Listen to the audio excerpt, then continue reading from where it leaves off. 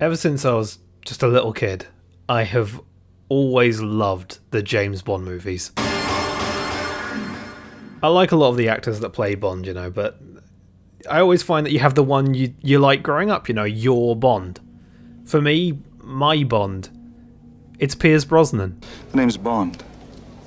James Bond. As a kid, your memories of sexual content tends to sort of filter out, I find. I mean, I always knew that James Bond was great with women, but it's one of those things where sort of the complete sexual overtones of everything kind of go over your head when you're a little kid.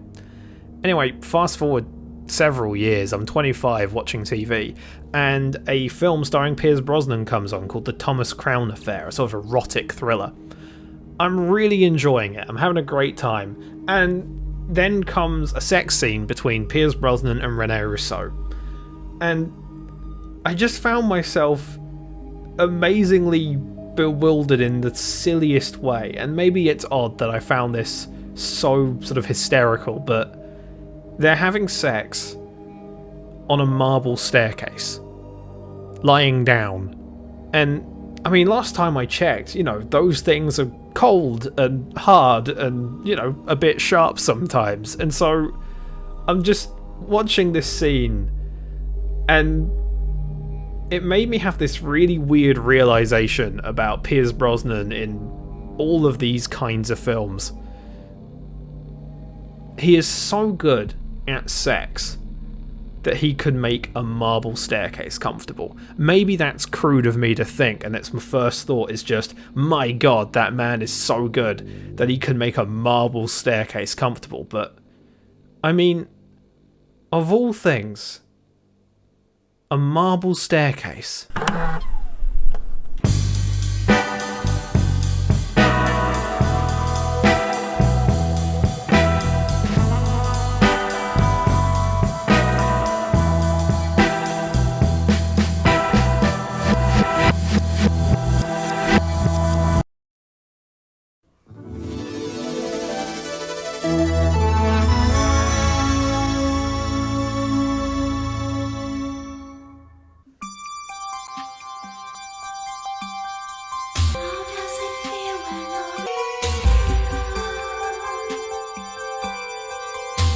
I think making love will help us.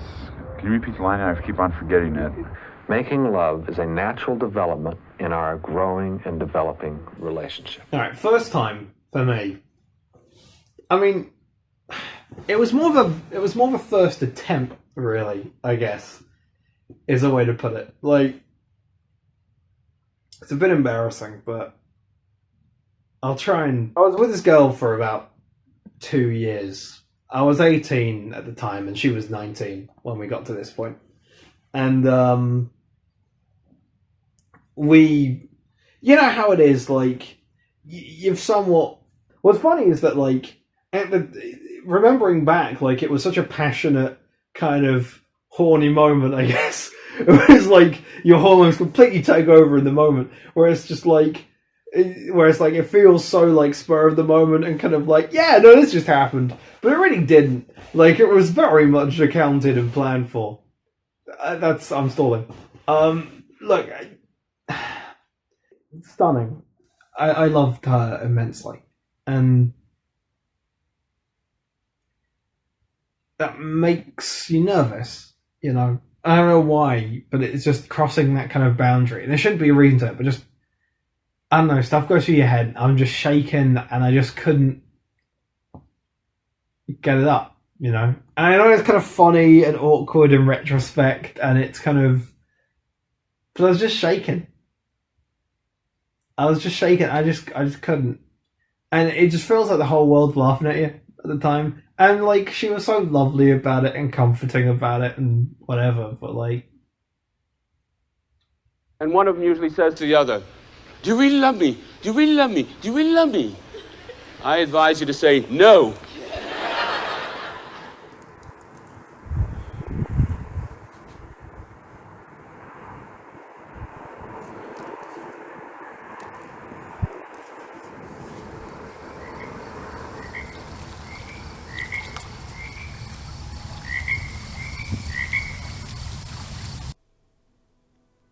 I hope I haven't gotten us all started off on the wrong foot.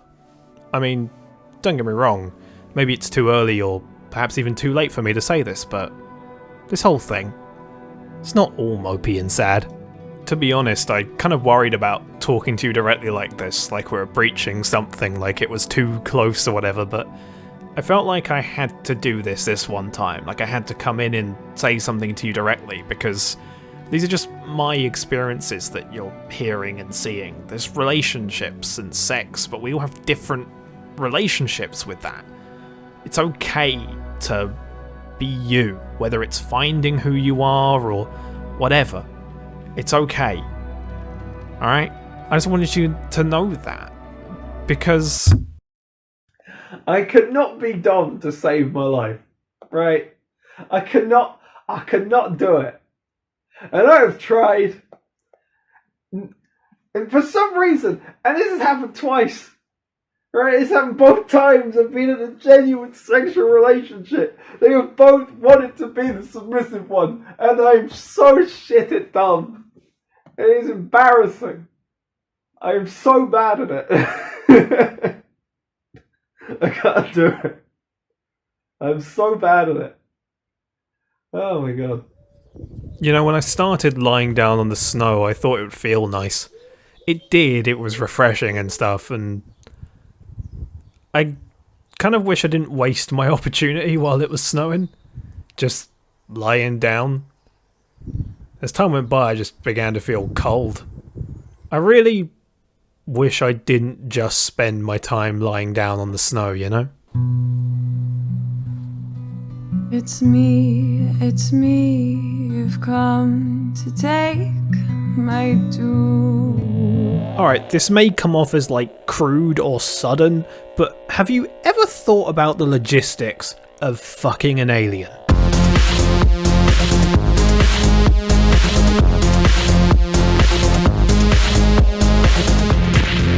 Amongst the quiet things and all these empty streets, I found a way to reappear. You know what's weird? Maybe it's just me, but I've got no problem with a game telling me that whoever I'm playing as is a badass race car driver. And yet, I mean, I can't drive a car myself. I got no problem with a game telling me who I'm playing as is awesome for killing 1 million zombies, but I mean, I remember the last time I went out of my house to do that personally. I got no problem with a game telling me that I'm exploring the vastest reaches of the universe. I got no problem with a game telling me that I'm a pirate. I'm dancing. Oh my god. No. Wait. No. Guys? Think about what you've done, Rob. Guys? Okay, a particularly unfortunate pirate, but why do I have no problem with that yet? By the goddess. That was incredible, Shepard. Suddenly, the moment that the game tells me whoever I'm playing as is good at sex. Feel like I'm still recovering from the last time I slept with you. Why do I find that kinda weird?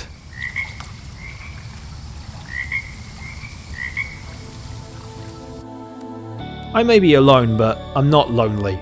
I'm happy enough in where I am to say that quite happily.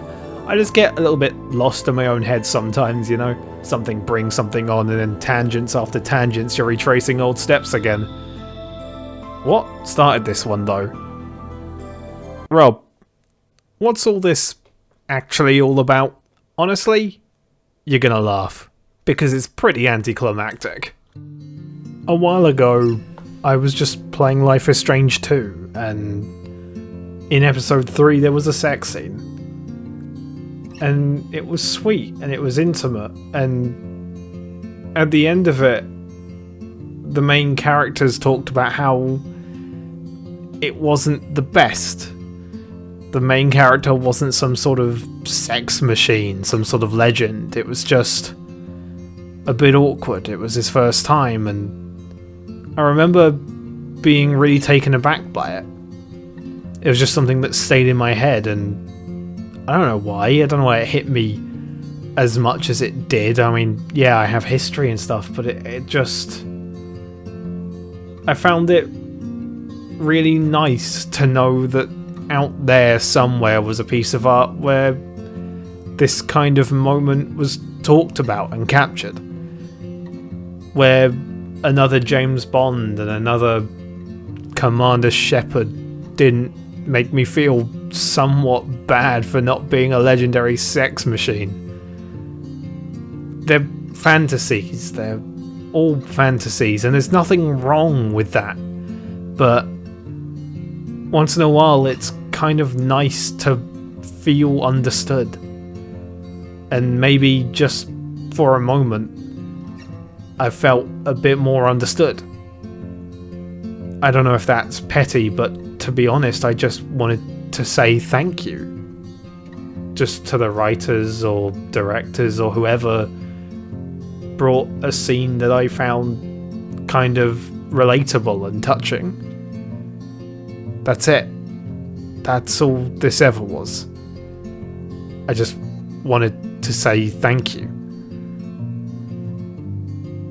Maybe it's too self-indulgent. Maybe I went too down a path of tangential weirdness, but once in a while it's just nice to feel listened to, you know?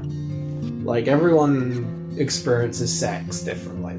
Some people don't feel they need it in their lives. For some people it's not particularly exhilarating. For some people it's just not a part of their lives. For some people it's a very important part. Like, for some people it's casual, for some people it's very, it's just different for everyone. I know it's like a really obvious statement, but I think that's like something that can be forgotten sometimes. I don't know. Maybe it just all doesn't mean that much. Maybe it means everything. I don't fucking know.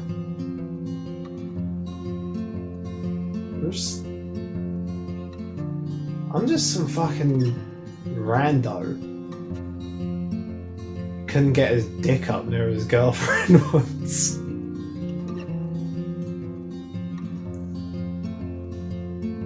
Fuck you listening to me for?